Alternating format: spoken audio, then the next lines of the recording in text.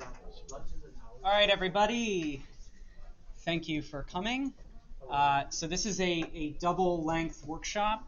You don't have to stick around for both halves, and in the middle we'll, have like a 2-3 minute break if people want to go to another workshop, and if other people want to come into this one. So as we just had the panel. So I'm Jared again. My area of research is programming language theory, which we're going to learn about here, and we are going to make a programming language. So to get a sense of, well, actually first, thoughts? What is a programming language? Yeah. It's almost like a layer in which you turn human language almost, and then converting that into ones and zeros. That's how I like to see it. Okay. I like that. So going from human language to ones and zeros, it's sort of an interface between the two. Yeah. I like that. I think that is that's a solid answer. Any other thoughts? Yeah. It's kind of similar, just like how we can interpret our instructions so we can understand the truth. Okay, so a way for a computer to interpret our instructions. That's great too. I completely agree.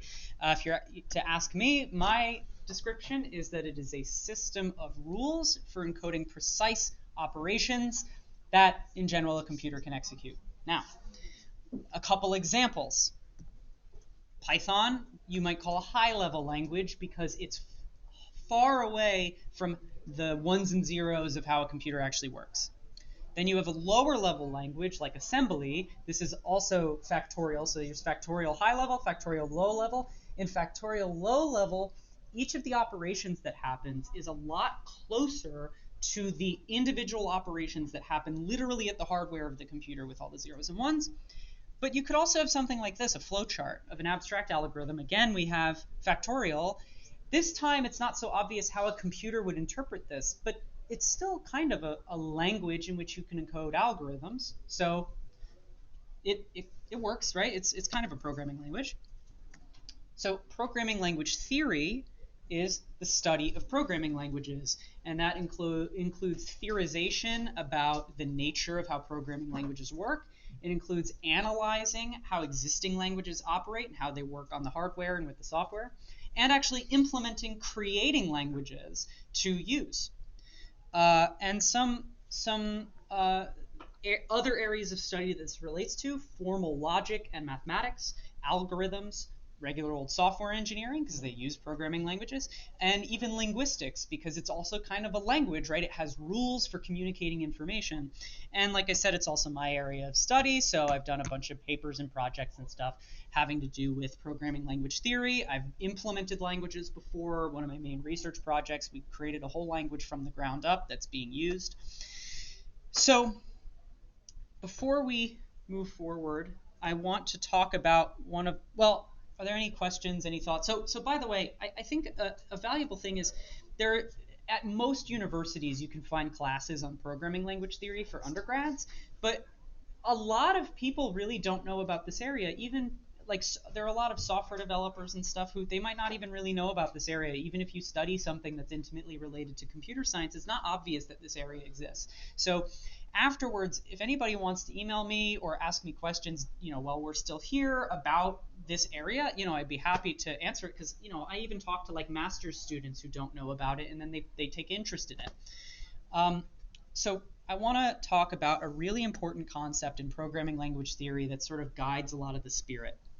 And that is the difference between how something looks and how something behaves. How something looks is called its syntax, and how something behaves, it's called its semantics. This is very similar to an English class when we learn about in language syntax and grammar. Syntax is the letters that we use, the punctuation that we use, and grammar is what it all means, how parts of speech work, how you construct sentences, paragraphs, how you interpret their meaning, right? So in our case, for a programming language, you have the syntax, which is the actual characters and strings and symbols that you use to encode information, and semantics is what that code actually means. And they are not connected to each other at all. They are not the same. You could take the code of Python and choose to interpret it as something completely different, and it would be perfectly valid. But the reason that Python works is because we've decided there's a specific syntax that it has and a specific semantics that it has that connects with the syntax. So another way to put it is, so one is concrete, syntax is concrete, semantics is abstract. And syntax is meaningless without semantics, it's just symbols. And semantics is invisible without syntax. You have to give that meaning a form and meaning. Are there any questions about that? Like I said, it's basically just syntax and grammar, right? So here's the big question. How does a computer actually run code? Yeah. Well, what it does is that it's like, again, layers. Yeah. So you have the actual code that's like one layer, and then you have something in between, which is firmware, usually is how they call it. Okay. And then there's the hardware. So what it does is that the software is just instructions, but you have to run the instructions with hardware. So it has to be sent through all those layers and then back again. So yeah. Yep. In general, I think that's a pretty solid description.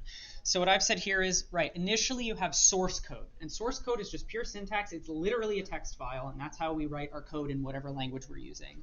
And it's written as plain text, unless you're using something like Scratch, where it's like block code, but we're going to talk about plain text.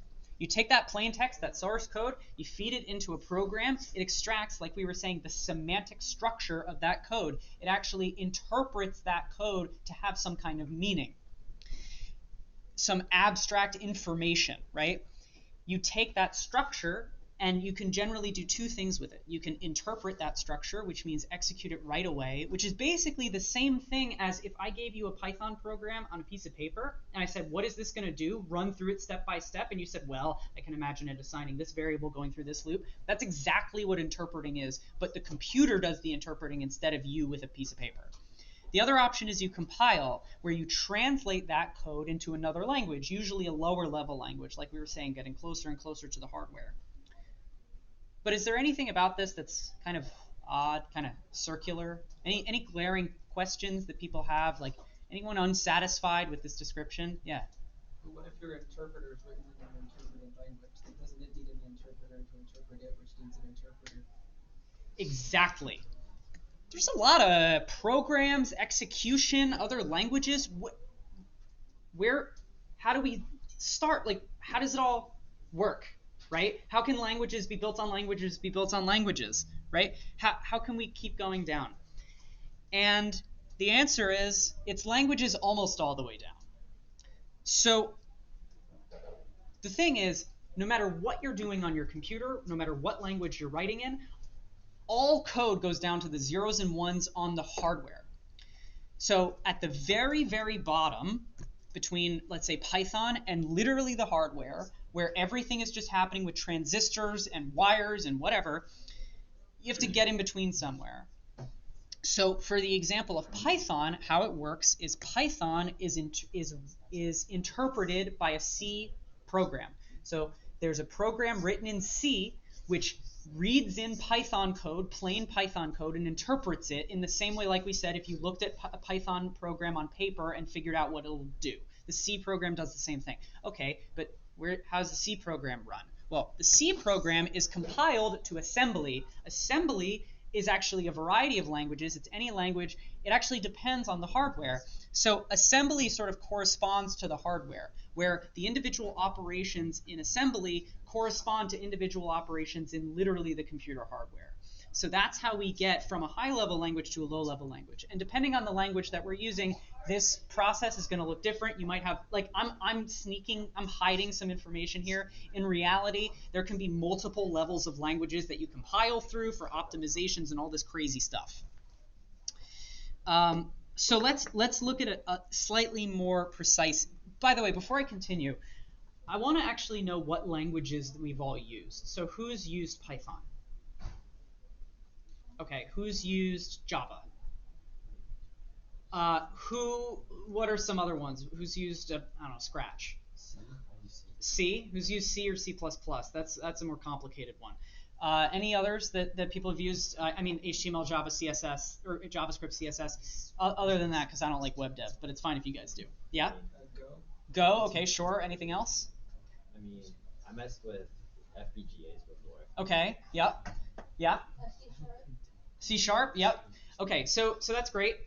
I personally, to give you a sense, because I'm sort of a programming languages guy, and also I did my undergrad in CS, I have worked with, in some capacity, over 24 languages. I'm good at like 5 of them, right? But I've used like 24. So let's look at a more specific example of what compilation looks like. We have source code, some plain text. What does this do? X0. How do you know? It's literally written. No, it's not. That's syntax. You don't know what it does. You have to know what the semantics is. True. Right? You actually don't have enough information here. Now, for all intents and purposes, I completely agree with you that it would be wild to write a programming language where this syntax doesn't mean output the word 0 if x is equal to 0. But technically we don't know, so we need more. So, first, the process is we send the source code to what's called a lexer. And the lexer is a program which takes the plain text, all the characters, and it chops it apart into individual what's called tokens, which are essentially like words and punctuation in human language. So it says, okay, if, that's an if symbol. Then you have a left parenthesis, you have a variable that's called x, you have an equal sign, you have the number of 0, and so on and so on. You have the string of the word 0, you have the output command, right? And the brackets and the parentheses. So now you have this string of abstract symbols and information such as what is this variable, what is this number, what is this string. Okay, what's next? Now we put it through a parser. And what this does is it takes the token stream and it converts it into an abstract representation of the code that actually now includes the meaning, right? So we have some abstract data structure that says, okay, what does this code do? First, the outermost thing it has is an if-then statement, and then the condition for the if-then statement is an operation of the equal sign, and it's comparing the variable x with the constant 0. And then it says, if the thing is true, we have a command to output the string 0. Right? We have an abstract representation of that code. It's almost like a tree, right? You branch down, you say the outermost thing is this outer command, and it has the condition here, it has the next command here, right? Then you send this to a compiler, and this spits out plain text of another language, in this example, Python. Here we can actually know for sure what this is because I'm telling you it's Python, where we actually have both the syntax and the semantics. Here's the thing. We're not going to do this today. This can all be very, very, very complicated. And in fact, one of the most famous books on compiler design in this whole process, that's the cover. It's literally slaying a dragon. So we're not going to do that. Instead, we're going to look at interpretation. Because, man, it is a lot easier, again, on paper, if I told you, take a program in Python and rewrite it in C. That's hard to do. But take a program in Python and say out loud and write down what it'll do, that's actually pretty easy, right? So this is what we're going to do. Instead of compiling, we're going to send the abstract representation of the code to an interpreter. And we're going to write the interpreter. The interpreter is a program which takes inputs and produces outputs based on the abstract program, where it runs the code step by step saying, this is what this code does semantically. This is the part that we're going to do. Any questions about that? And if we have time at the end, we can actually take a look, because the language we're going to create, I've created a lexer and a parser and a compiler, so we can actually look at examples of those. They're not that complicated for this language, but they require a lot more theoretical understanding that we don't have time for. Okay, what's the language we're going to create? We're creating a language called Hilly. Now, why would you call it Hilly? That seems kind of dumb. Well, does anyone know the story of where Python comes from, why it's called Python?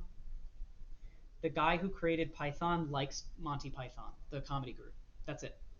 There's another language I know about that I used called Groovy, and the reason it's called Groovy is because the guys creating it were like, this needs to be a really groovy tool. And they were like, hey, that's a great name. So Hilly HillsHacks, watching Hills, whatever, right? So this is great, right? Here's an example syntactically of, we're not going to get to the syntax today, but here's an example syntactically of what this language can do. This is an example program. Here's some of the, it's kind of like an assembly language. It's a low-level language. Here's the examples of things that we can do in this language. We can have integer constants. We can add numbers together. We can multiply numbers together. We can negate a number. We can put expressions in parentheses. We can assign variables to values. We can reference the values of variables. We can get program arguments that you input to the program. We can output, because otherwise what's the point, right? You can print out a value. And we can loop. Specifically, we loop while this expression is greater than 0. We've all used loops before, right? Has anybody here not used a loop before? Okay, good. Excellent. So, how do we understand all of this? Well, there are two key structures that we care about: statements and expressions.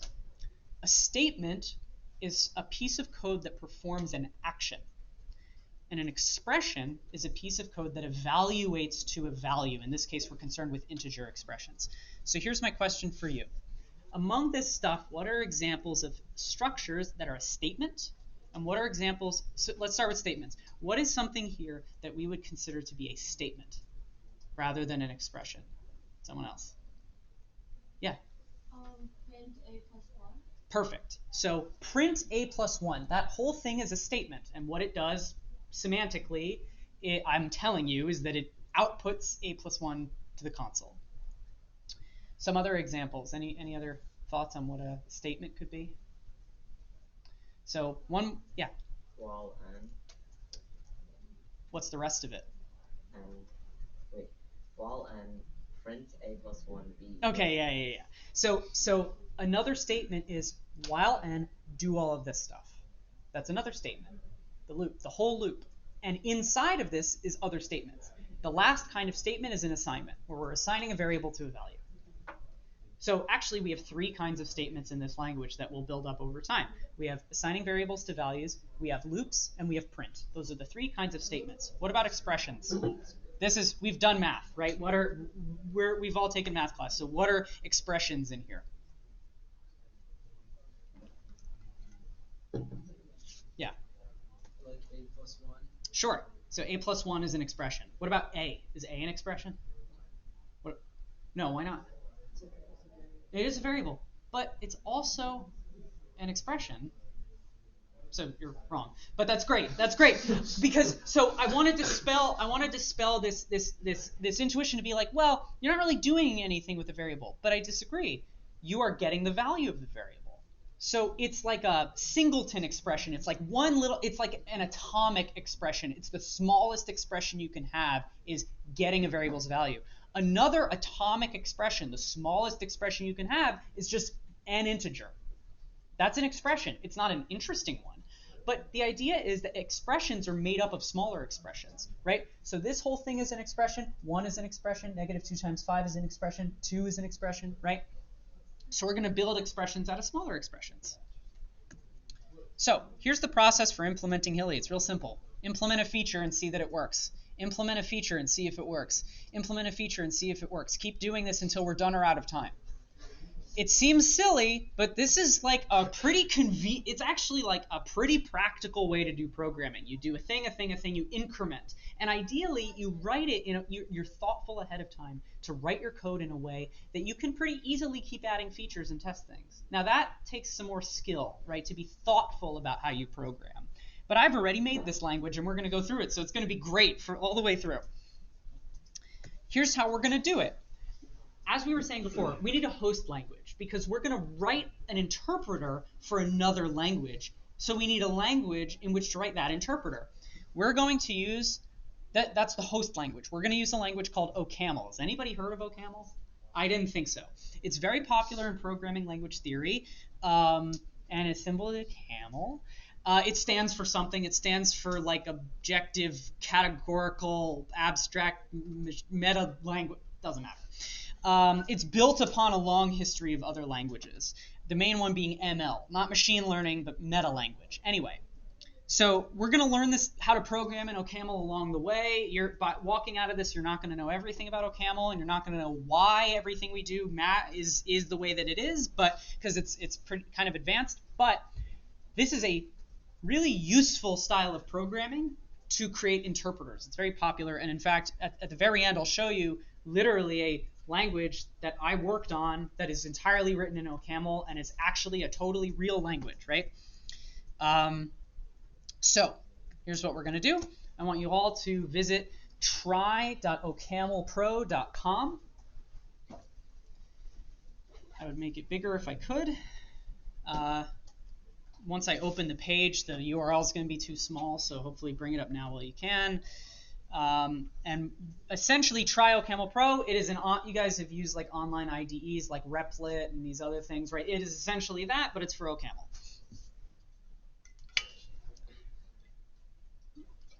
Now, typically, you would do it, on your computer, and you would have your whole integrated system at the command line and all the software to compile OCaml and do all this stuff. We're just going to keep it nice and simple on the command line, all of one program. You're not connecting multiple programs together, blah, blah, blah. Okay. So we all have that up. We're all good? Okay, great. So let's take a look at what we should be seeing. So you guys probably have two windows side by side, right? You have the editor and the top level. In my case, I have to, because I'm trying to keep it all nice and big, I'm going to have to switch between them, but we all understand there's the two things, but I'm just showing one at a time. All right, great. So let's start iterating. That's not what I meant to do. Version 1, Hilly 1.0. What we're going to keep track of in each version of this language is the various features of the language. Feature 1. What counts as a Hilly program? We're going to start really simple. A Hilly program is one statement. What is a statement? A statement can be printing an expression. That's the only kind of statement we care about right now. What can an expression be? A number, an integer. Well, that's kind of boring, but we're starting really simple. Okay, so first thing to know, the way that you write a comment, because comment your code, folks, the way you write a comment in OCaml is use parentheses with asterisks. The comment goes in between. Hello. That's how you write comments, so we're going to use those every now and then. Now, we need to do something with statements. We need to do something with expressions. By the way, I might go through some of this a little fast. It's fine if you can't keep up with all of the coding. I'm going to make sure that this is all available to you guys after the hackathon is over. We're going to do something with statements. We're going to do something with expressions, and we're going to do something with programs. Okay. The first thing is we're going to define what a statement is. Now, who here knows what a type is in programming? Raise your hand if you know what a type is. Okay, so a type is just a kind of thing, whether it's an integer or a string or a Boolean, right? We are going to define our own type, which is probably something that none of you have done before in a language, because a lot of the languages that we all mentioned here don't have that feature. The way that we do that is we use the keyword type, and then we say the name of the type that we want to create. So we're going to say STMT for statement, and we're choosing that name. It's just, just a name, equals, and then we say what the statement is. Now I'm going to go on a new line here, and I'm going to use a vertical pipe. Does everyone know where that is on your keyboard? It's not as common a symbol. It's all the way on the right. It's by backslash. It's by enter. I'll explain what you'll don't worry about what the vertical pipe does for now, but we'll see in a little bit. And we're going to say, what can a statement be? We're going to say print with a capital P of exp. Okay, so that's a lot of new stuff. Print is, again, a keyword that we've chosen. Of is a built-in keyword. And exp is something we've also chosen. And what this is saying is that one kind of thing that a statement can be is a print statement of what information is contained within a print statement. Well, it's the expression that's being printed. But we haven't defined what an exp expression is. And indeed, if we go down here to check, and you click check, you'll get an X saying, uh-oh, something's wrong. And if you hover over the error, it says, what is X? I don't know what that is. So we got to define it. So I'm sort of backwards here. I'm going to put expression up here. Okay. So we're going to do another type. Type exp equals. You don't have to do a new line, white space, new lines, tabs, they don't matter in OCaml. So you can indent and new line however you want. Vertical bar. And what type of expression did we say that we can have? We can have a constant integer. So we'll say int of, and what information is stored in a constant integer? Numbers. Just a number, right? Yeah. So here we're going to use a built-in type called int. So int in this case is actually just one of the existing types in OCaml. So it's not going to ask what's an int. It knows what an int is. And now we've told it what an expression is, and we've told it what a statement is, right? So now if we hit check, it gives us a check because it knows what everything is. It's all good to go. Now, what is a program? We said that a program in this case is just one statement. Type prog for program, and in this case, we're not going to do this vertical bar thing, and again, we'll see why in a little bit, but all we're going to say here is statement. What this is saying is that a program is one statement. It's exactly one statement. We don't need to provide extra information like we did here, where an int has an integer in it, print has an expression in it. We just say a program's a statement. Done. Okay, so this is all fine, but we need to actually be able to write and run programs. So we're going to create a function called, and the way we do that is with let, another keyword. Let lets you define variables or functions because in OCaml variables and functions are the same thing. You don't worry about that too much. Anyway, we're going to say run underscore prog. So again, we're naming that. We're choosing the name. And the way that we give a parameter, this should start kind of familiar, but it'll get a little unusual. We say run prog. What parameter do we want to give this function? What argument? We'll say p colon prog. That should look like some languages that some of you guys have used, right? So you have this in parentheses. I'm sorry if you can't really see the blue very well, right? P colon prog. So this is a parameter called p of type prog. And then we say a colon to say what it's going to return.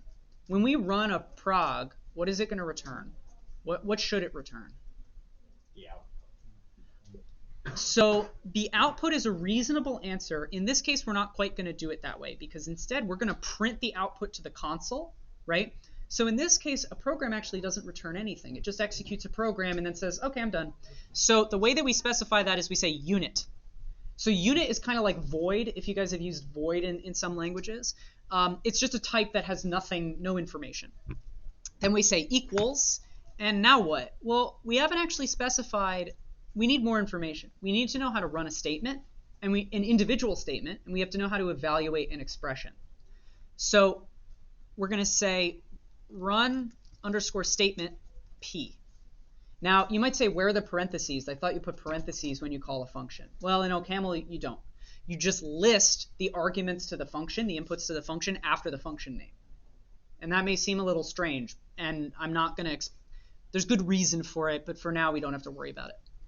Okay, well, again, if we check, we haven't defined run statement. So above run prog, we're going to define run statement. Let run underscore statement. And what should the variable be called of type statement? What should we call it?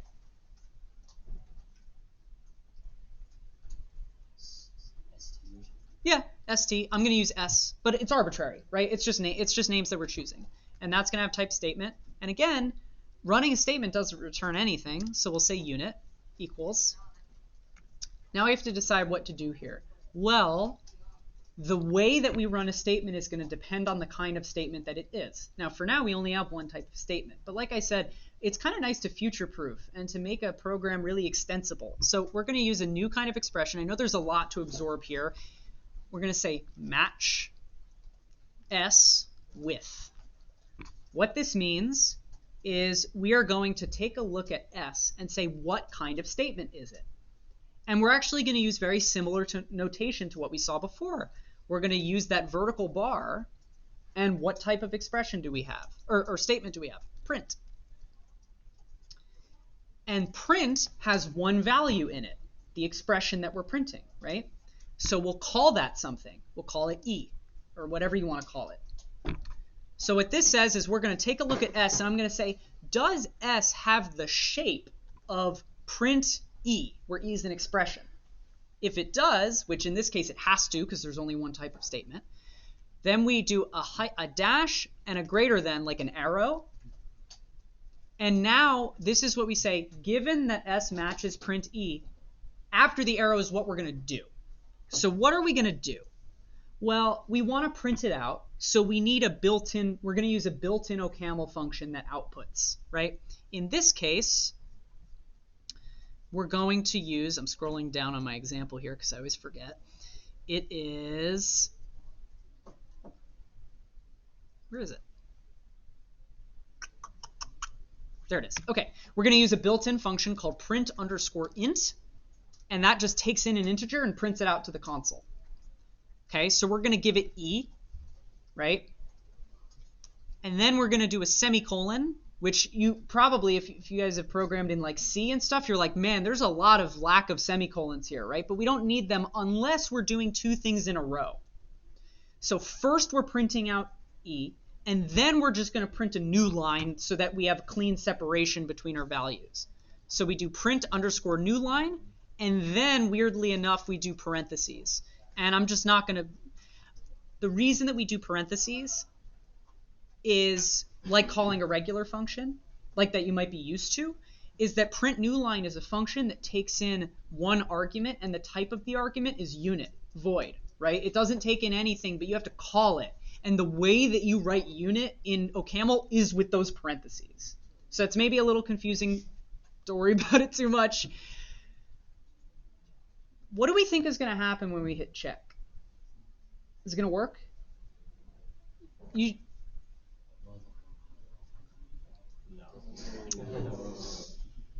Any guesses as to why? Well, it is on line 19.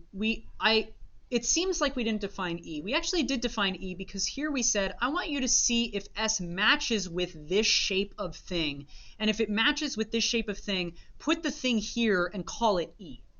So E is defined, right? Match is awesome, by the way. Python has some like match features, but they're kind of primitive. I love match. Anyway, you can do some really cool stuff with it. So what's the problem? It says this expression has type exp, but an expression, I realize there's some confusion here because this says expression. That means OCaml expression.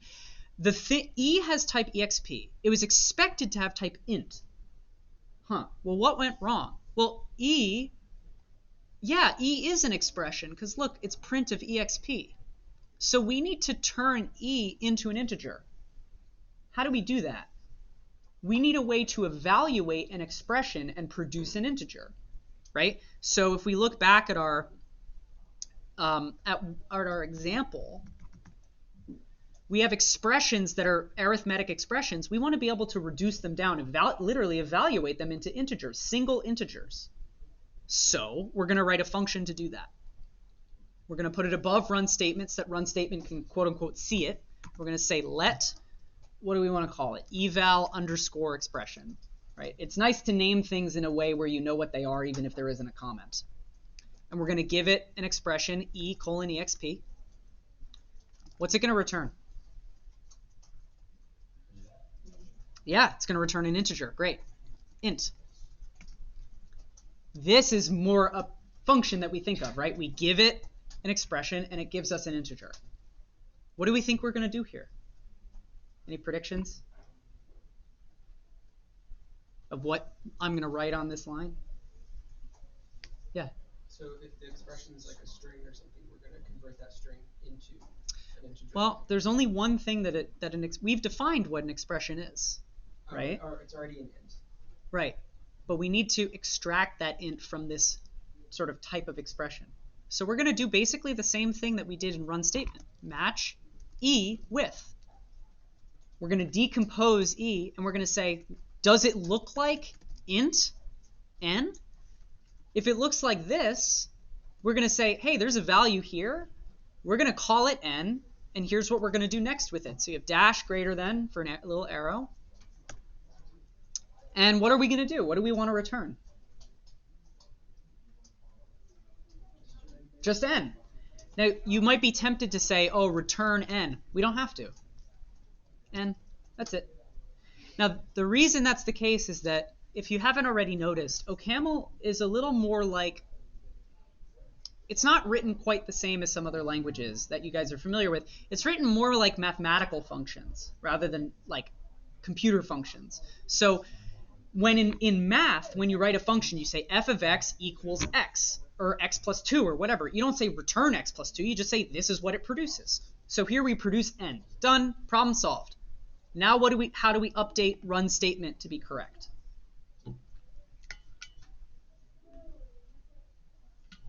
The problem was that we needed to evaluate e to produce an integer, right?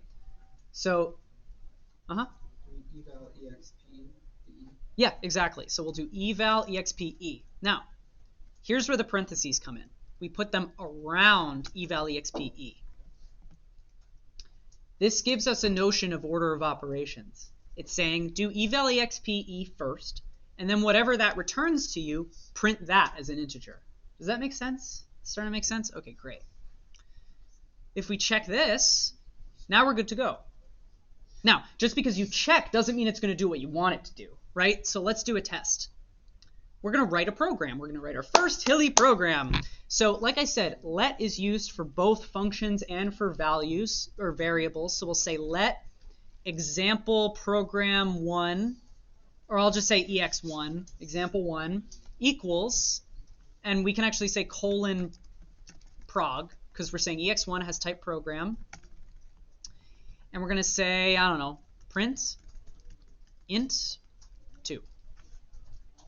We've created a program. So this is how you use those types that we created above for expressions and statements. This is literally a program. We've written a program in the same way that you would write a Python program. It's maybe not as user-friendly, but that's a program right there. Now, the way that we test it is you go to eval code, and you press it. Now, this is going to bring me to the other window. You guys probably have both visible at the same time. It's going to spit all of the stuff that we wrote into this window, and now we can interact with that stuff on the bottom line that we can enter. So what are we going to enter? We're going to say run underscore prog, and what prog are we going to give it? ex1. And we hit enter, and it runs program ex1, and it gave us the 2. We're done. We made a programming language. See you later, everybody. Which, thank goodness that we have a double slot, because last year I did this workshop too, and we would have been out of time in about a minute. So we have a whole second slot to keep going, because we got lots of features to add to this language. All right, are we satisfied with this? Let me go back to the code. Are there any questions about what in goodness is going on with all of this? Is there anybody who wants to catch up and write down a piece that they missed or something? I mean, I want to catch up. Yeah, maybe the very phone. There you go. Okay. Yeah, I wish I didn't have to. Yeah. I'm just a little confused because I'm used to JavaScript, where basically a lot of things that anything that doesn't already exist is basically always in quotes, like except for maybe variables and function names, but like types and stuff like that. Like when we say, like I get like type like expression is something, but then like how does like int of Yeah. Like, what does the pipe mean and like stuff like Yeah, that? so we're going to actually see in a moment why the pipe matters at all. We're kind of taking it for granted right now, but in a sense, they're similar to like classes or objects, where you can have classes that have different names and then they have contents inside of them, right? So you can, in like Java or whatever, you can define a class called like class dog, and inside of dog it has a string for its name and it has an int for its age. This is basically what we're doing here, is we're saying like one of the kinds of expressions is an integer, and what are the values inside of that integer? Well, there's a regular old integer. So this is just a name, right? We could call this anything, right? And we'll see in a moment what the pipe does, and maybe it'll start making more sense. All right, I'm gonna move forward. Are we good? Is there anybody who wants to leave right this second to go to another workshop? Because we're at the 45-minute mark. If you want to, by all means. Okay. So let's continue. Let's get back to where we were. All right. We have 1.0. Let's go to version 1.1. Program is a sequence of statements executed in order. This feels a little more like a program, right? We can actually do multiple things, right? It's nice to be able to do more than one thing in a program. So all we need to change is what a prog is. So all we're going to do is use another built-in type in OCaml, and we're just going to say list. It's a list of statements. So when you, in OCaml, when you say like ... list, it's saying the type is a list of whatever the thing before it is. So here it's a list of statements. And the way that we write a list is with brackets, like in Python, but with semicolons in between the items. That's how you instantiate a specific list. So we'll get to that in a moment. All right. We check our code. Uh-oh, we got a problem. What's the problem? The problem is we changed what a program is, but we didn't change how run prog works. Now, what did we say running a program should do? It should run each statement in order, right? So to make this easier for ourselves, we're just going to use another built-in feature of OCaml. I know we're using a lot of those, but that's how it works. And we're going to put this in parentheses. Actually, no, we're not. Okay, here's what we're going to do. We're going to do capital list. Whoops, list. This is a library. So capital list is different from lowercase list. Lowercase list is the type of a list. Capital list is a library, like in Python when you say import numpy or whatever. List is like that. It's a library. And we say dot to access a function inside of that library. And the specific function we're going to use is called iter, as in iterate. So now what we have is list.iter and then run statement p. And what this does is list.iter takes in two arguments. The first argument is the function to run on every element, and the second argument is the list on which to run the function, right? So what this does is it goes over every element in P in order, and it runs statement on the first, it runs statement on the second, it runs statement on the third, and so on and so on. Now, if we check, we still have a problem. Our example is no longer a valid program. All we need to do to make it a valid program is put it in brackets, in square brackets, because now it's a list with one element. At this moment, the appropriate thing to do, in my opinion, is before doing anything else, check to make sure that example 1 still works.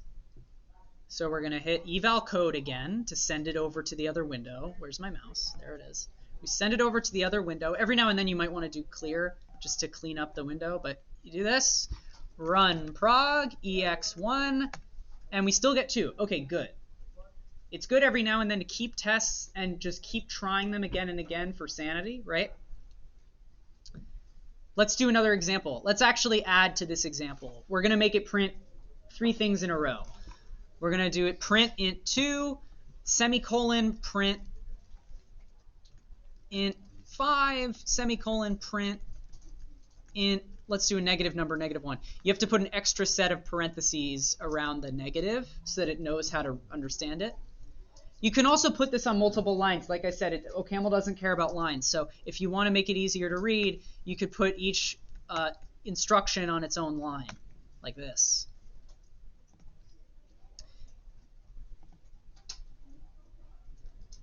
And if we eval code, and then we do run _ prog ex1, now we get all 3 numbers in a row separated by new lines, like we designed it to. I'll give you, I think some of you guys are still copying this down, so I'll give you a second. And are there any questions about what we've done so far? Just because I missed before, can you talk about more about like what OCaml is specifically, like what's used as a, is it used as a language just to make not just for this. OCaml is used for a variety of things. OCaml is very popular in the programming languages community for this kind of task, specifically because of how convenient it is to define how these like data structures, right? And we're going to see, I know it's still unclear, like, what are we really doing here? I think it's going to get clearer in a second. Let's go on to the next version, unless there's anything anyone needs. Yeah.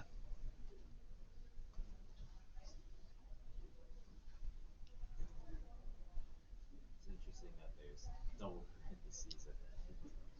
Yeah, that's just because we need to wrap the negative number Otherwise, it doesn't work good. I don't know why it's created that way, but That's just yeah, it's a quirk of it. Yeah.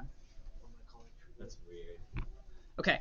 So what do we want to do for the next version? Let's add a new feature, a new kind of expression.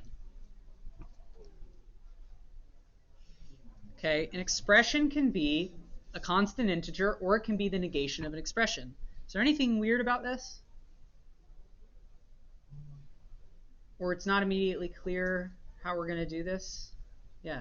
Well, so it requires another expression in order to, like, the expression has another expression. Yeah. We've sort of recursively defined what an expression is, where an expression can be based on an expression based on an expression. How are we going to do that? Well, we're just going to do it exactly like that. So we're going to create a new kind of expression. And this is what the pipes are for. The pipes separate kinds of expressions. So we'll go on, but again, we don't have to go on a new line, right? We could do it all on the same line, and now the pipes really separate, right? But we do a pipe, and let's call it, what do we want to call it? What should we call the negation of an expression? What do we want to like name that kind of expression? I'm going to call it neg, and it has to be a capital N, but other than that, we do whatever we want. Of what goes here? If it's an int, we can only negate an int, but we want to be able to negate any kind of expression, right? Yeah, exp. You say, wait a minute, exp is defined in terms of exp? Yep. Yeah. It's recursive. The critical thing is we have a way to break the recursion because we have a kind of expression that doesn't require another expression. If we didn't have that, it would go on forever, right? If it was expression in terms of expression in terms of expression, we would never be able to escape. But we have an out because there is a kind of expression, there's an atomic expression that doesn't require another one. That's what allows us to do this. So let's check. What do you think is going to happen when we check? Argument? What is that? This is a warning. The warning is here. Why is the warning here? What do you think it's warning about? It's already.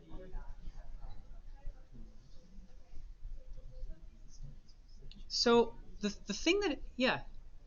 It's warning about possible recursion. Not quite. That's an interesting thought, though. It's warning because we said when we take in an expression e, we want to be able to break it down into and see what shape it has. But now what we've said is that there's two kinds of shapes an expression can have. It can have that int shape or that neg shape. We forgot the neg case, right? We need to add the neg case. We want to say, what shape does e have? It could have the int shape, or another pipe, it could have the neg shape. Now, if we wanted to, we could also call this e, but I realized that would confuse you guys, so I'm going to call it e1 or something, right? Arrow. So now what we're saying is e could be an int with some integer n, or it could be neg with some expression e1. What should we evaluate? How should we evaluate in this case? We want to evaluate the negation of e1.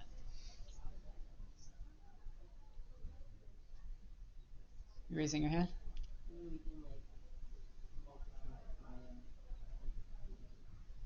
That multiplying by -1 would be a valid way to do it. I'm going to do it even simpler. I'm just going to put a negative sign in front of it. But yeah, the idea is there. But what are we going to put a negative sign in front of? You have to evaluate E1. Exactly. We have to recursively evaluate E1. So I'm going to do negative and then parentheses eval exp E1. Is that kind of making... I know that recursion is something that some of you may not be as acquainted with, but we're saying, well, eval exp is how we evaluate an expression, so that's exactly what we're going to do here. So we call it in itself. This is also going to have an error for a less obvious reason. It's actually a reason I don't like, but it's a particularity of OCaml. And in fact, if we check, it'll tell us exactly what the problem is and how to fix it.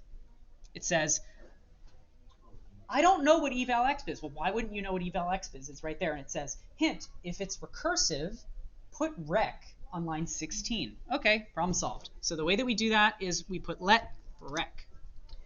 All that means is this is a recursive function, so if you call it inside of itself, it needs to know what to do.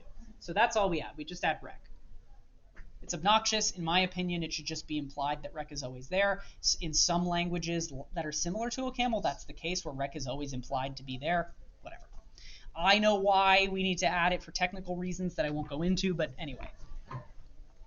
Okay, now we check. Now we're good to go. So let's do a more interesting example. First, I'm going to eval our code and make sure that example 1 still works.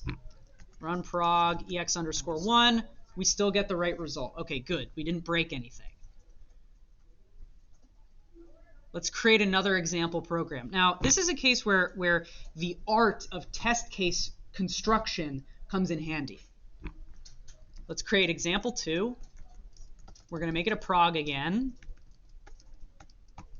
And let's say we know that a program is a list of statements.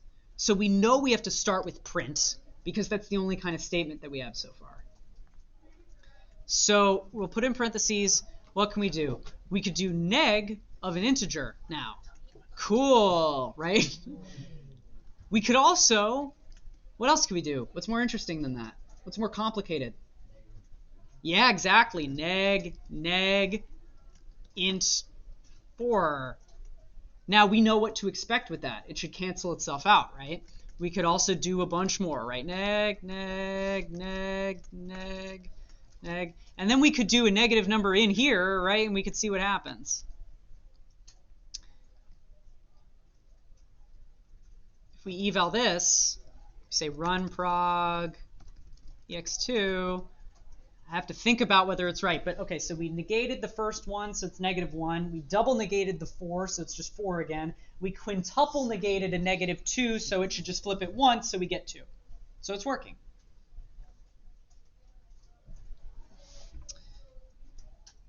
I'll go back here in case this is probably the key feature that you want to look at.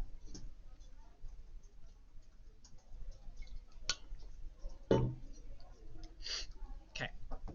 So just doing negatives is kind of boring.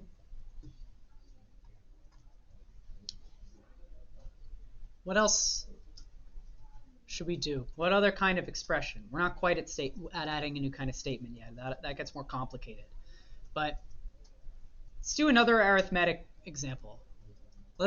We want to be able to add or multiply two expressions. That makes things more interesting, right? So here, it's actually really similar in concept. To extend our notion from negation to the sum or product, we only have to do a little bit of extra thought, because instead of having one nested expression, it's two nested expressions. So the only really interesting problem is just like, what notation do we need? And you guys can't guess that because you don't know what the notation is. But once again, we're going to do a new line. We're going to have a new kind of expression. And we're going to do these separately. It's going to be two new cases. We're going to have add of something. We're not there yet. And we'll have mul of something. The indentation's all screwed up, but that's fine. Here, what's inside of add? There's two expressions inside of add, right? Because we're adding two expressions. The way that we notate that is exp star exp with an asterisk. Now, you might say, why is it an asterisk? There's mathematical reasons why they choose that notation that I'm not going to go into. If anybody's curious afterwards, I can explain it. But it's justified. It's well justified why it's a star. And you might say, wait a minute, star is multiplication. I know that star is multiplication. Yeah. It is multiplication. In OCaml, star is also for multiplication, but it's dependent on context, right? If I give OCaml two integers and put star between them, it goes, oh, yeah, that's multiplication. Here, it's two types, and it goes, oh, I know this isn't multiplication. This is a type definition. Mul, what do we put? Same exact thing. exp star exp. Wait, yeah. Isn't that the same thing, though? It is the same thing. I'm glad that you said that. Sorry, I don't want to sound patronizing. That was it's the same thing. What's not the same is how we're going to treat the two cases when we evaluate them, right? So they look the same, they have the same structure, but we're going to interpret them differently. So if we go down to eval exp and we say, what are we going to say? We're going to say add of something. Again, this is a matter of notation, and you guys are going to hate how many different kinds of notation you need, but we put parentheses this time, and inside we put E1 or whatever we want to name it, comma E2. It's like, why do we have to know all these different kinds of notation? That's ridiculous. Well, you can think of it like this. Rather than add taking two things, add takes one pair which contains two things, right? This is a pair of two expressions. And sure enough, well, we've notated here, it's a pair, it's a tuple, it's two things, it's like a coordinate, right? So again, we do our arrow, and what are we going to do here?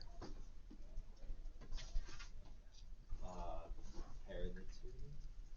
We want to add both expressions together. Is that right? No. Yeah. eval exp e1 in parentheses plus eval exp. Yes, exactly. There we go.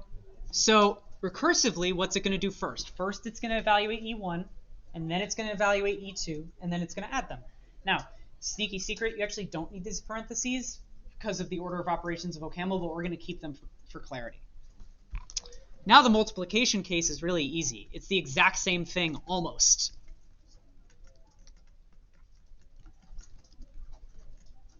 What do we do instead? We just multiply. All right, I know there's a lot of new stuff. I'm going to stay here for a second so you guys can catch up, ask any questions.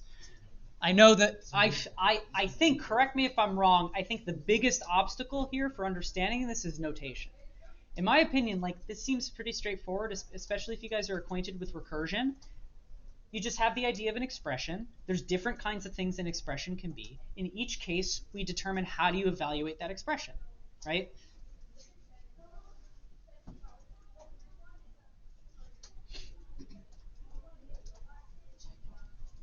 Okay, so if we check, it should work. Yep. Let's make a new example. Or let's add to this example, because it's kind of silly otherwise. We're going to just add a new case that says what? Let's start simple. Add. Now, this is where we get into parenthesis hell, right? But we need add, and add needs a pair, this here, and it's going to be comma separated. So we're going to have something here, like int 5, and then a comma, and then like int 6. This is the pair that we're talking about, right? So the notation over there with E1, comma E2 is the same as this notation of some integer, comma, some integer, right? It's creating a pair. And definitely take advantage of this parenthesis highlighting, right? Where you say, oh, this is the matching parenthesis where I'm at now. I need to do another one to get it back out here. So this should give us 11 when we print, right? And we can do another example just to make sure. The same thing, but with multiply, right? What else can we do? We could subtract. Do we need to add a subtraction case? We could, right? But how else can we do subtraction? Yeah, exactly, right? So let's do that. Let's subtract. Now you might say, well, we should just add a subtraction case. Well, you could. You definitely could. But we're going to keep this basically as small as it needs to be. So let's say add of int 7, comma, neg of int 2.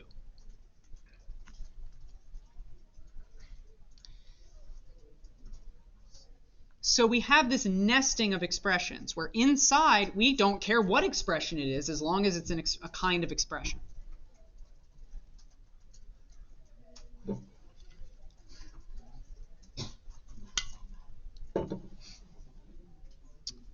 If we check, we're good to go. We evaluate and we run prog ex2.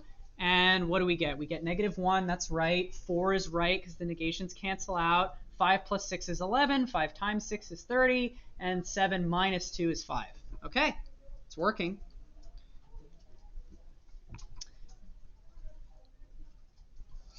What if we want to nest deeper than that, though? What if we want to have adds inside of multiplications inside of adds? What about order of operations? How do we tell the interpreter that it should multiply before it adds? What about parentheses, right? Don't we need like parentheses or something? What do we think? Do we need to like add a parenthesis case or something? Need order of operations? Actually, also subtraction and division. So subtraction we said we can do. Let's address this question first. Subtraction we can do with addition and negation. What about division? Isn't that technically reverse multiplication? It is reverse multiplication, yeah. So is there a way to recreate that? Well, you can divide. OCaml has division, right? The question is, in our language, in Hilly, so far, is there a way to divide using what we've already implemented? No, there isn't. Yes, we can subtract, but we can't divide. Eventually, now, we could just add a division case, and that would solve it. We just say, oh, well, I'm just going to arbitrarily choose to add a case where an expression can be the quotient of two expressions, and we just introduce it. You could. That's not fun, though. Eventually, we'll be able to divide even without an explicit division operation, if we have time, which we probably won't, but we'll see. I'd rather take it slow and have us understand than go fast and finish and have us not understand. Okay, so what about order of operation in parentheses? Well, here's a quick aside. We actually don't need parentheses or explicit order of operations because order of operations is determined by the hierarchy, this tree structure, right? So if we just change the way that we build our tree structure of multiplications inside of adds, inside of multiplications, then we can handle order of operations correctly. If we have our concrete syntax, the parser handles the order of operations, but we don't care about that right now because we're representing all of our language with trees. And trees are great because in trees, the order of stuff, the nesting, is completely explicit just by the order of everything in the tree, the nesting. So we don't need parentheses, we don't need whatever. I'm probably going to skip this. We could have an exercise where you say, oh, what is this expression in math? What is this expression in math? I think we can probably skip that unless anybody's really unclear about how this nesting works. We can talk about it at least. So negation is the outermost thing in this expression, and then a sum, right? And then we have the 6 as the first thing in the sum, and the second thing in the sum is this product of 2 and another product of 7 times 7, right? So if we wanted to square a number, we would just multiply multiple times. If we wanted to multiply 3 things together, you would do like mole of the first 2 things and then the third thing. So the things nested the deepest inside is done first. Exactly. The deeper you get into the tree, those are the first things that get evaluated, and then you bubble back up. We can also look at the reverse example of this, right? So it's like what happens, the outermost thing is the product of these 2 binomials. Then there's this binomial, which is adding 1 and 4. This binomial is adding 3 and 6. The example of multiplying a bunch of things together, we have this sum, which is really a difference, and we saw this example. So one way you could do it is with neg, or you just make the number negative to begin with, right? And the way that you multiply 8 by 8 by 8 is a nested multiplication. The first multiplication does 8 and 8, and the third one does another 8.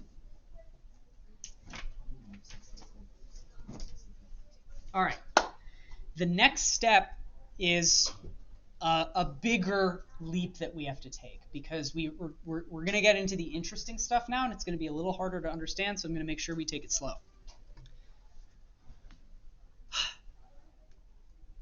We're going to add a new aspect to what our programs are, and we're going to add a new kind of expression.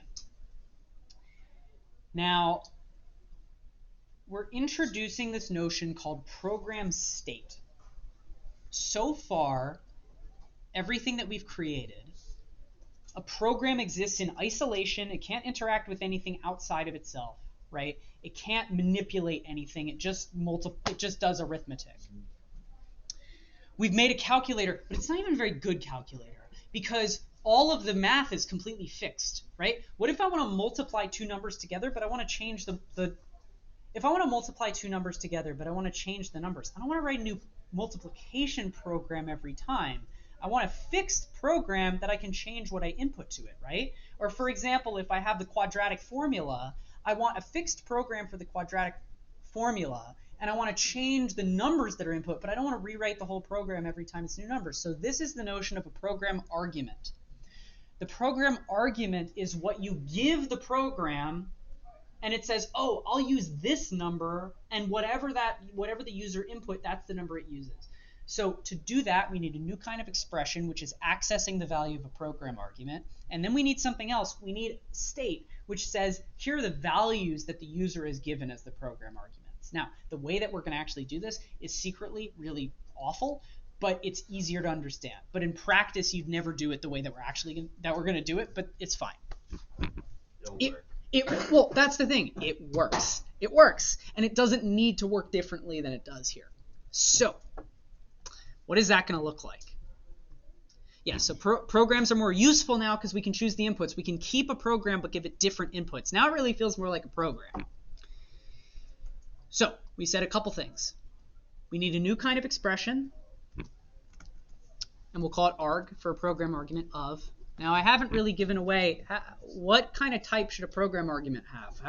How do we choose? Because we want to be able to give more than one argument, right? And what we're going to say is that each argument is an integer, right? You can give a list of integers. Here's what we're going to choose to do. And this is kind of arbitrary, but the way that we're going to choose to do this is every argument has an index, like in a list. So if I give you 3 arguments, that means there's argument 0, argument 1, and argument 2. So the way that we choose the argument that we want to read is with its index, which is an integer. Does that make sense?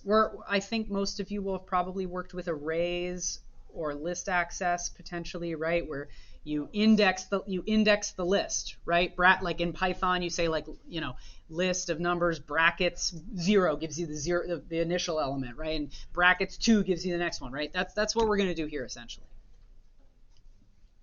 Okay. Now we need a place to actually store what the user provides as the arguments. Like I said, there are various ways to do this. I'm going to do it in a way that's bad, but it's fine.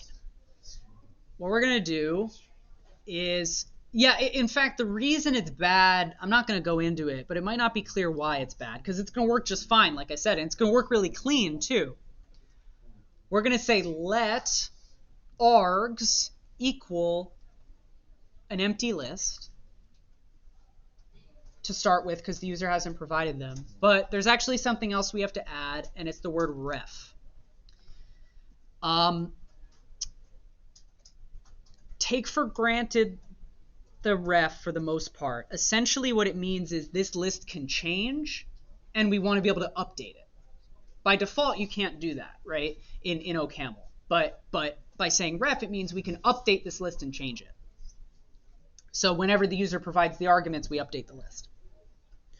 So now what we do is we need a function to be able to look up the value of an argument. So this is another one that you're going to kind of have to take for granted, but we need it for the machinery of this language. We're going to write a new function called let, and we're going to call it lookup_arg, which gives us the value of an argument. And we're going to want to know at a particular index, which is an integer, what the argument is.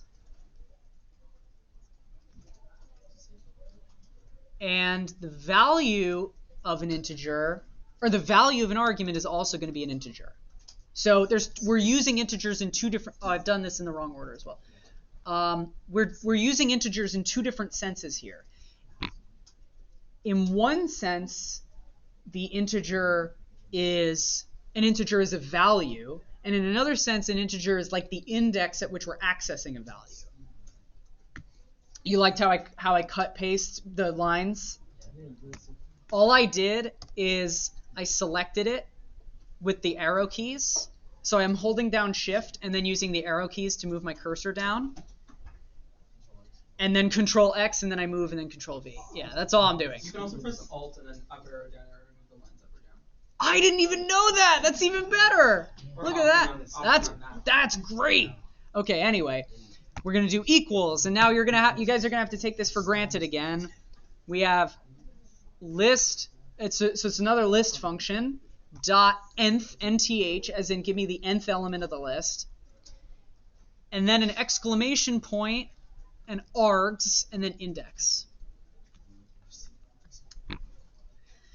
Now, what this function does, actually for the sake of time, no, I'll explain. For what this function does is it gives us the nth element of the list, so 0th, 1st, 2nd, etc., right? The reason we put an exclamation point in front of args is because of this ref. They're basically opposites of each other. Ref, we're saying this is a list that can be modified. Exclamation point says, give me whatever the current value of the list is, and then find the nth element at the index element. Okay, now let's check for now. We have our warning because we need a new kind of expression. So we're going to add a new kind of expression, arg, and it has a certain index, let's say I, arrow, and what are we going to do, you think?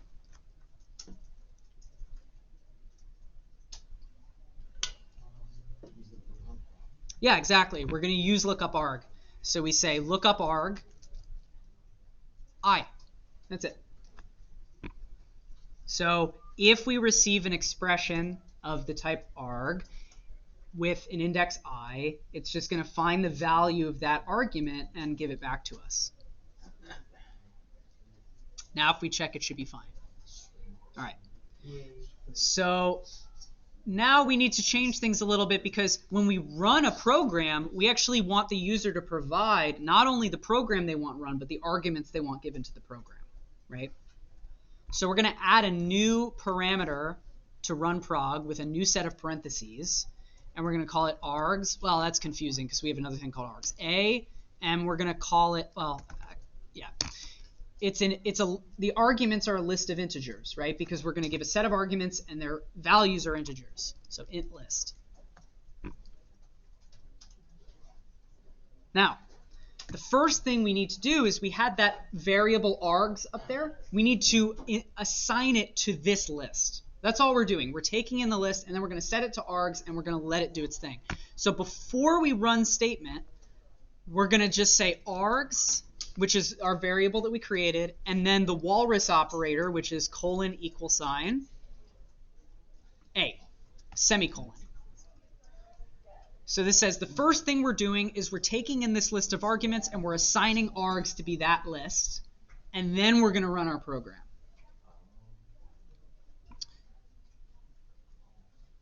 So now we're actually going to have to change the way that we run our example. So let's change this a little bit to say, let's keep it really simple. Our first example is going to negate arg0.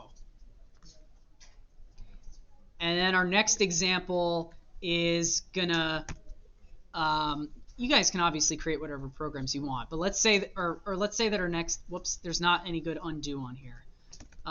This example, let's say that it adds together the 0th argument and the first argument. You see how I'm doing that? Where it's a expression of the arg and what index the argument has.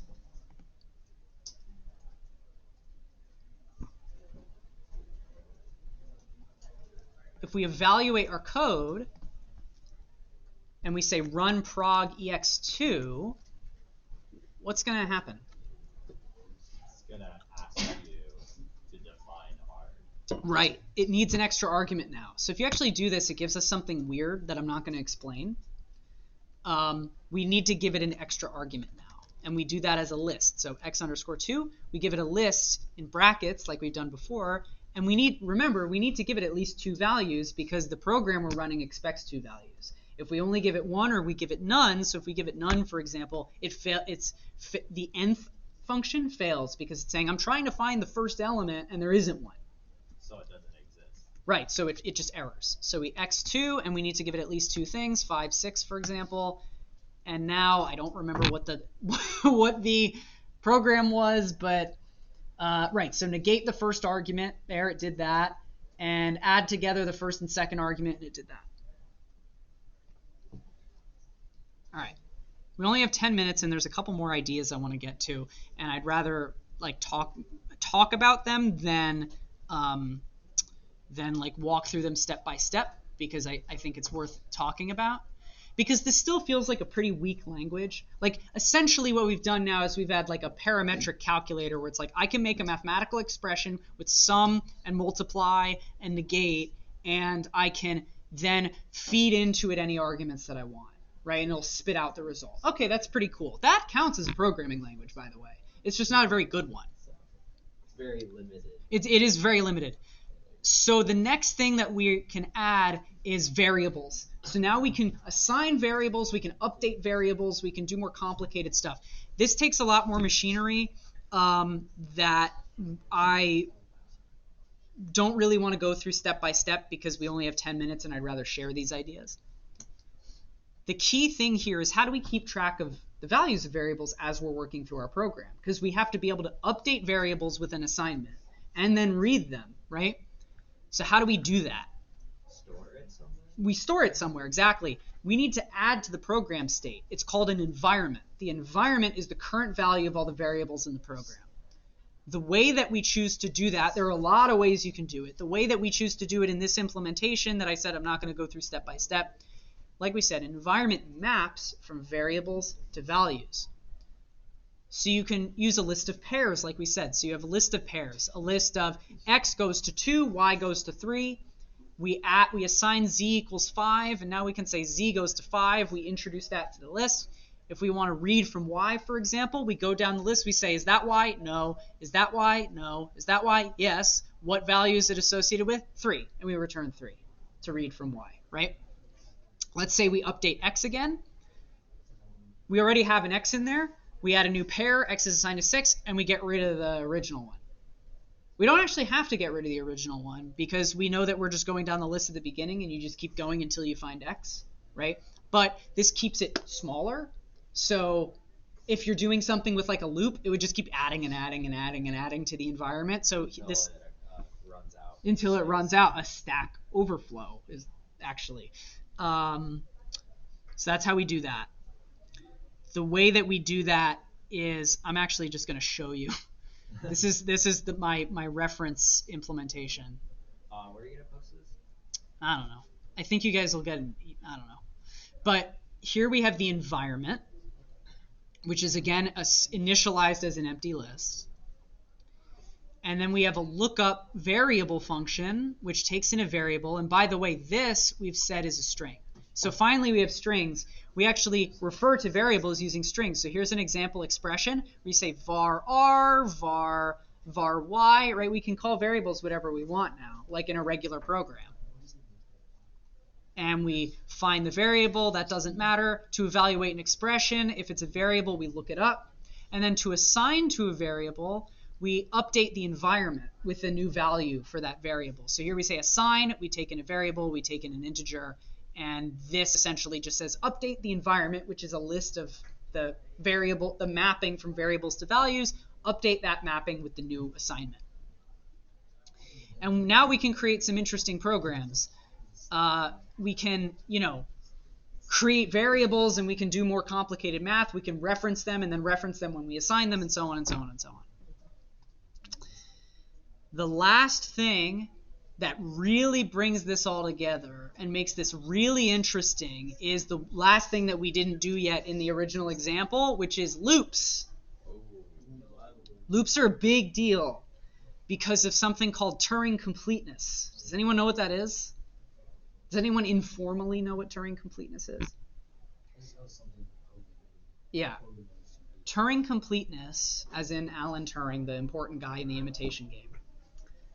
Turing completeness essentially means it describes a programming language and it says this programming language can run any program that any other language can run. By adding loops, we've done that. And our dinky little silly language can now run any program that you could write in any other language, kind of. Any mathematical program, any arithmetic program, right? So estimating a square root, like calculating primes, right? Like, so for example, I have an example program here that I don't have.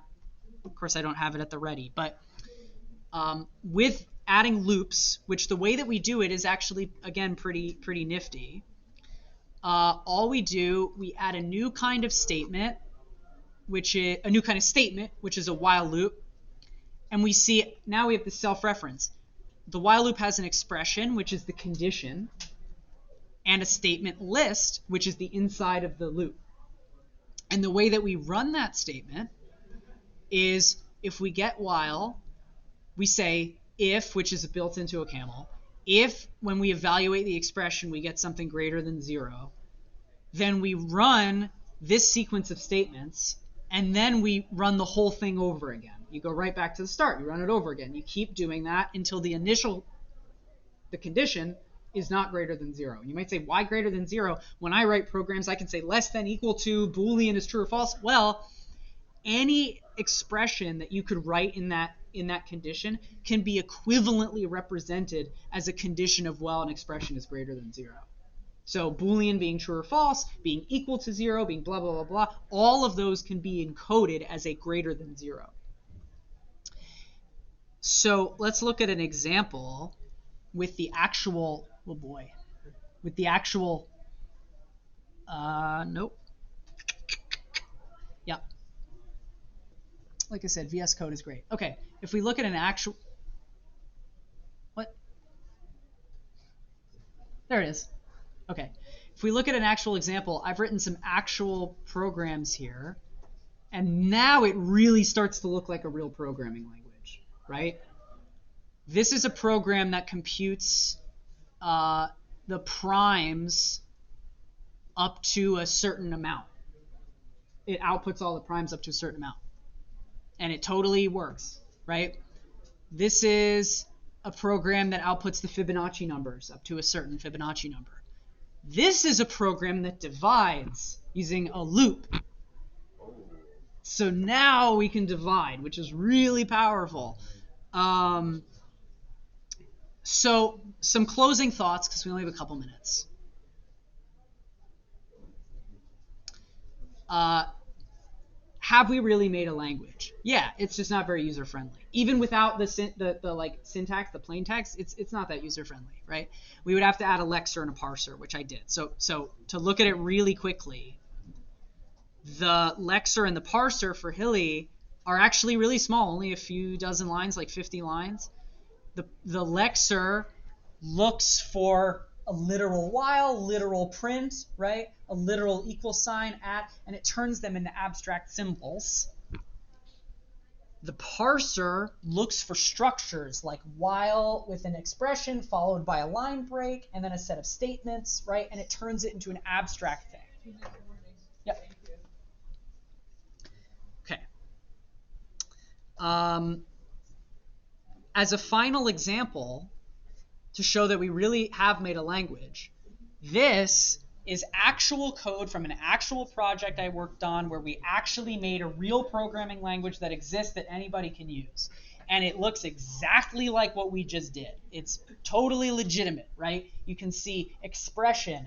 You have, well, it's a little bit different, but instead of add and multiply and whatever as expressions, we say bop, as in binary operator, as in an operator that takes in 2 arguments, and we say, what is it? A binary operator with 2 expressions. What can a binary operator be? Binary operator could be add, subtract, multiply, divide, exponent, equal, not equal, right? Nice and clean. And then there's a whole lot of other stuff in here. You have function calls, you have creating a structure, you have creating arrays, you have returning, assignment, declarations, you have loops, you have assertions, a lot of wild stuff in here. The environment is a whole bunch of stuff, right? It's the values of variables, it's library methods, it's definitions of structs, it's all the methods you have, it's the call stack, which is a whole other thing that is way more complicated to understand. But the call stack is what lets you call functions and call functions inside of functions and so on. So that's everything. Oh yeah, there's a function that lets you divide, or a program that lets you divide. So I realize we went through the end very fast, but it's certainly a lot more than I got through last year. I think I can make the full program available to you guys wherever. I think maybe there will be an email sent out to everybody who participated today. Yeah, okay, great. So like I said, I hope that you learned some stuff in this, even if we had to hurry through the end. And if programming languages seems really interesting to you, please reach out to me, right? It's just my email, well, my website is here and you can reach me. And you can look at some of the other projects that I've done. Or if you have any questions, well, now we have the presentations, but after we're done, please come talk to me, whatever you want to know. I think this is a really interesting area that not many people talk about or know about. So it's, one extra thing to think about if you want to pursue computer science. So yeah, thanks so much for coming. I'm glad you stuck through the double length session.